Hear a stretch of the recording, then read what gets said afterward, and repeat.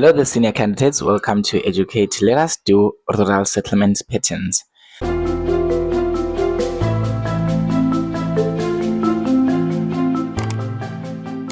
So under rural settlements, we've got different types of patterns.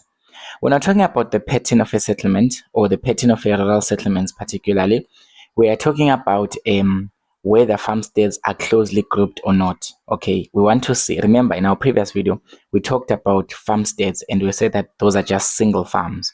So basically, when you're talking about a pattern, a rural settlement pattern, make sure that you don't confuse this to a settlement shape or a settlement something, but it's a rural settlement pattern. So we want to see whether the farmsteads are closely grouped to one another or they are not closely grouped.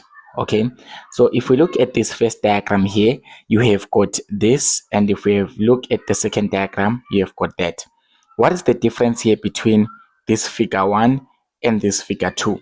You can see that in figure 1, you have got buildings that are closely packed. Okay, let's just assume that these are our farmsteads. So you can say that the farmsteads here, they are closely packed to one another. You can also see in this other diagram, there are a lot of farmsteads, and the farmsteads, they are closer to one another. So this is a settlement pattern. But if you look at a figure 2, you can see that the buildings are so far away from each other. They are far away from each other. You can see that there's a bigger distance between the what? Between the buildings. And you can also see that in this diagram as well, you've got buildings that are not closer to one another, or you can say you've got farmsteads that are far away from each other. So now we say that when the farmsteads are arranged closer to one another, it's a nucleated pattern. So when you hear the word nucleated pattern, it's a rural pattern, it's a rural settlement pattern whereby the farmsteads are arranged closer to one another. This does not apply to urban areas because urban areas are always nucleated. Okay, there's no possible way that you will find an urban area that will have houses that are far away from each other. Remember that urban areas are more connected through their economic activities.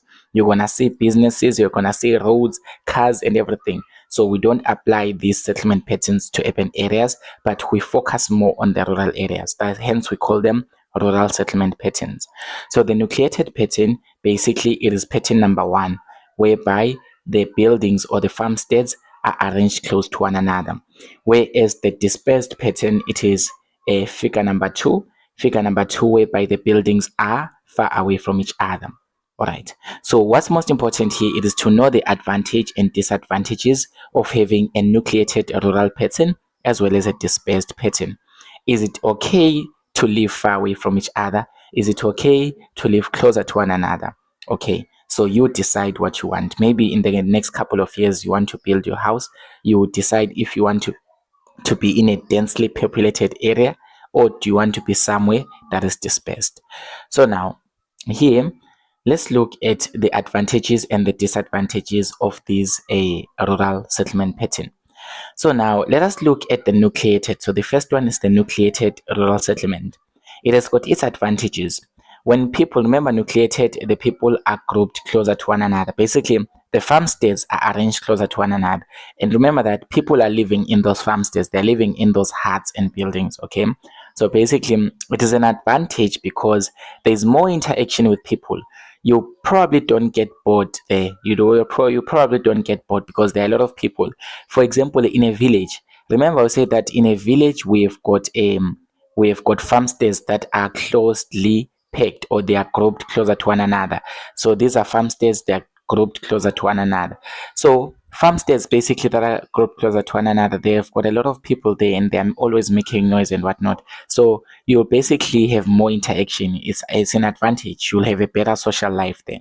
And then they're also safer as well because there are more people. Even when a criminal tries to attack this household, the person will just call their neighbor or makelwane and will be like, makelwane, someone is attacking me here. Come and help. Okay, it's very safer to live closer to other people. And then they can also share ideas on how to solve a problem. Let us assume that maybe there is no water in the area, or maybe there is a crisis in the area. They will just have a meeting here because they are closer to one another. They will just have a meeting and talk about it and share ideas and solve the problem because there are many people. And they can also share the cost of tools and machinery. Remember that This is happening in the rural areas. In the rural areas, they're basically doing primary economic activities. They're basically farming. They're doing all of that. So basically, you can see that there are many people here. Obviously, they won't farm at the same time. They won't plant their crops at the same time. Yes, they will basically they can basically share the cost of tools. Okay, remember that for us to farm, we need tools, so we can go and just buy tools and share the costs. Okay, maybe let's just say, Mina, I want to buy a gauge, I want to buy a shovel, I want to buy a watering pipe so that I can plant my crops. We can just combine the money and buy it for all of us rather than each buying on their own. And then the disadvantages of being in an area with many people, there is not enough privacy. Basically, when you're staying in an area that has got many people, you won't have privacy because remember, as much as it is nice to have a social life with people, but the fact that there are too many people, you just get there's not enough privacy. You won't be able to do your own thing at your own space in time. All right, let's just say you want to have a birthday party here, and everyone will be like looking at you in the whole line here. All right, there may also be arguments when you have to agree on how to solve a problem. So as much as you can share ideas on solving a problem, but it can happen that you can argue a lot because there are a lot and each and everyone has got their own opinion. And if they've got ego, people won't allow their ideas to be taken down. Okay, they also have to share the profits as well. Remember that here, when they are sharing the tools, they have to also share the profits from the food that they are making, or maybe they are just planting. They are planting crops and they are selling the crops. So the profits have to be shared. It's a disadvantage, especially when you need some money on your own. Okay, and then someone cannot use tools or machinery whenever they want. Remember that they've shared here, according to the advantages, we've said that they can share the cost of tools. Yes, it's a fine thing to share the cost of tools, but the tools will belong to both of them, and someone cannot just use the tools whenever they want to, especially when else is using them. So basically, they cannot use tools or the machinery whenever they want to. And then now let's look at the dispersed rural pattern. Remember, in a dispersed rural pattern, they are arranged far apart from one another. Basically, they are far away from each other. So you have got just farmsteads that are far away from each other that are dispersed. So this is more of a nuclear of a dispersed rural pattern. So the advantages of being in an area where there are less people is that there is more privacy. So basically, the disadvantages of the nucleated rural settlement are the advantages of the dispersed rural settlement. So there's more privacy. You see, this is your own space. You can do a lot of things. You can do a lot of parties and do whatever without disturbing anyone because you have got the whole area for yourself. And you can also make your own decision. Remember, as much as it is good to share ideas with other people, but sometimes you need to make your own decisions that suit you the best. So basically, the dispersed rural pattern support or promote that because when you are dispersed or when you are arranged far away from each other, each and everyone can make their own decisions based on their interests and based on what they want to grow to. Okay, so there's no shared progression here.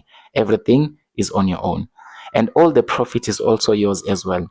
Imagine you buy your own tools, you don't share with anyone, and you make your own profits. You don't have to share with anyone anything. So you have to take the profits on your own. So it's all an advantage. And also there's better use of machinery and tools because all the tools, they belong to you. No one will bother you and be like, hey, give me the tools because I also paid for them because they belong to you. So there's a better use of machinery and tools in a dispersed rural settlements because basically it's yours. It belongs to you. No one can ever quarrel with you on that.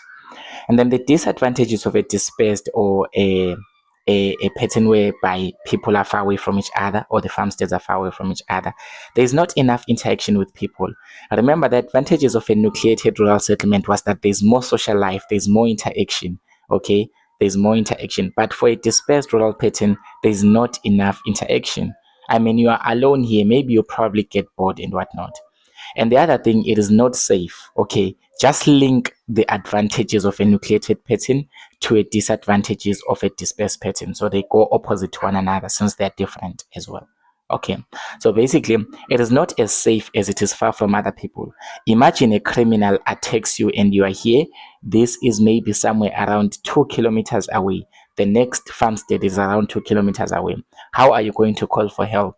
no one can help you. People can come and just murder you here. So the farm murders are promoted by these isolated places, these isolated farmsteads, or rather these dispersed rural settlements, because there are not so many people, so it's not that much safe. So you would rather wish to be in a place where there are many people, so that when a criminal comes and attacks, you will be safe as well.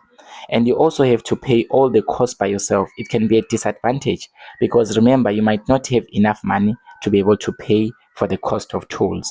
The cost of tools, remember the tools to do the farming and whatnot, you cannot pay them on your own. But when you've got someone else to help, you can definitely share the money as well, just like in a nucleated rural settlement.